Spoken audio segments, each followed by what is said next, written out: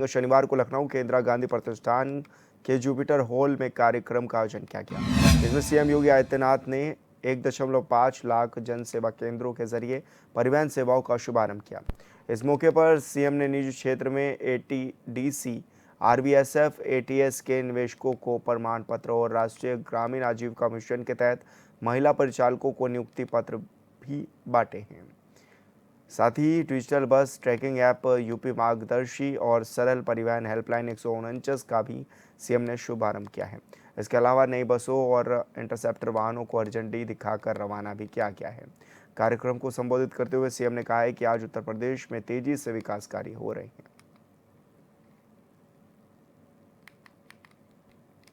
हमारा प्रयास होना चाहिए कि जिनको भी हम ड्राइवर के रूप में रखते हैं, जिनके हाथ में भी बस की स्टीयरिंग दे रहे हैं, उनका नियमित रूप से मेडिकल और फिजिकल फिटनेस उनका होता रहे। नियमित रूप से हर 3 महीने में कैंप लगाइए।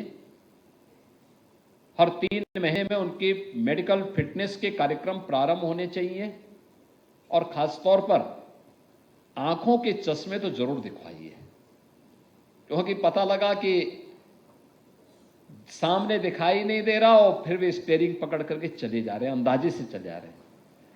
अंदाजे से आप किसी कार्यक्रम का हिस्सा बन सकते हैं, लेकिन सड़क पे बस लेकर के चल करके दूसरों की सुरक्षा के साथ खिलवाड़ करने की छूट नहीं दी जा सकती है और इसको हमें ध्यान में रखना होगा।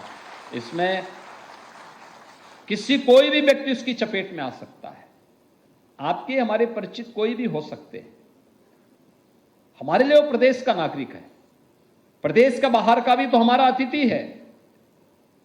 उसके प्रति भावनात्मक लगाव हमारे मन में होना चाहिए और उसकी सुरक्षा, उसकी संरक्षा ये हमारी नैतिक जिम्मेदारी बनती है। हम उस जिम्मेदारी को अगर लें तो इस सड़क सुरक्षा के बारे में व्यापक जन जागरूकता और आईआईटी खड़गपुर इसमें अच्छा योगदान दे सकता है और हमारा प्रयास होना चाहिए कि हम आईआईटी के साथ बैठें, हम लोग टेक्नोलॉजी का बेहतर उपयोग करें, यूपी पुलिस का भी सहयोग लें, परिवहन विभाग के अधिकारी भी उसमें सहयोग करें, पीडब्ल्यूडी, नगर विकास और अन्य विभागों के साथ भी बेहतर समन्वय हो। हम देखें किन कारणों से ये हो रहा है। संस्थाओं को भी, इंस्टीट्यूशन को भी हमें अपने साथ सहभागी बनाना पड़ेगा। ट्रैफिक के नियमों के बारे में बेसिक और माध्यमिक शिक्षा से जुड़े हुए संस्थान, स्कूलों में व्यापक जन जागरूकता का कार्यक्रम बने। हेलमेट पहन करके चलने से कैसे लोगों की जान बच सकती है, शराब और पी करके या नशे में बस चलाना कितना खतरनाक हो सकता है, ओवर स्पीडिंग कैसे खतरनाक हो सकती है। अगर हम वाहन के फ्रंट सीट पे बैठे हैं तो सीट बेल्ट कैसे हमारे लिए सुरक्षित हो सकती है। इन सब के बारे में अगर हम विजुअल मीडिया के माध्यम से, डिजिटल मीडिया के माध्यम से, प्रिंट मीडिया के माध्यम से, सोशल मीडिया प्लेटफॉर्म के माध्यम से व्यापक प्रचार प्रसार करें, बहुत सारी जानों को बचा सकते हैं, बहुत सारी जानों को बचा सकते हैं। याद रखना, बहुत बार कानून लोगों को बुरा लगता है, लेकिन याद रखना यही कानून अंततः आपकी सुरक्षा और आपके संरक्षण का आधार बनता है। यही कानून बनता है।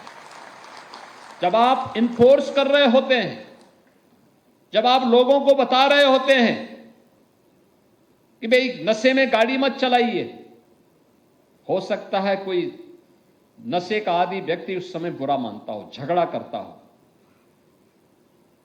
जब आप किसी व्यक्ति को कहें, किसी अपने आप को बड़े दिखाने वाले व्यक्ति को बोलते होंगे कि भाई गाड़ी में आप फ्रंट सीट पे बैठ रहे हैं, सीट बेल्ट बांधिए, हो सकता है उस समय उसको बुरा लगता हो, लेकिन वही सीट बेल्ट उसकी जान को भी बचाएगा। जब आप किसी बाइक सवार को, बाइकर्स को कहते हैं कि भाई हेलमेट पहनिए, अगर आप हेलमेट नहीं पहनेंगे तो जैसे पेट्रोल पंप ने इस समय अभियान चलाया है, नो हेलमेट नो फ्यूल। यानी अगर आप हेलमेट नहीं पहनेंगे तो आपको हम तेल नहीं देंगे। बहुत सारे लोग विवाद खड़ा करते हैं, उस समय उनको भले ही बुरा लग रहा होगा, लेकिन सच्चाई ये है कि पेट्रोल पंप वाले के हित में नहीं है, ये हित में वो बाइकर्स का हित में है कि वह अगर पहन करके चलाता है, दुर्भाग्य से कोई दुर्घटना होती तो कम से कम जान तो बच जाएगी। हेड इंजरी होने से और जीवन भर बेड पे पड़े रहने से अच्छा है कि वह सुरक्षित जीवन जी सकता है। लेकिन इन सब बातों को लेकर के कौन बताएगा लोगों को? ओवर ड्राइविंग खतरनाक हो सकती है। आप घर में जाकर के कैसे भी क्या करेंगे? रात्रि भर क्यों चलते हैं? मैं तो मंत्री जी को भी कहता हूं, भाई क्यों आप रात्रि भर चल रहे हैं? भाई अपना समय पे जागिए, समय पे सोइए, समय पे अपने सारी दिनचर्या को पूरा करिए। सारे कार्य समय पे होने चाहिए। अगर सूर्य भगवान भी यही कहने लग जाएंगे कि चलिए अब मैं भी रात में उगूंगा, तब तो हो गया, फिर हो गई धरती का कन्या। प्रकृति के अनुरूप हमें चलना होगा।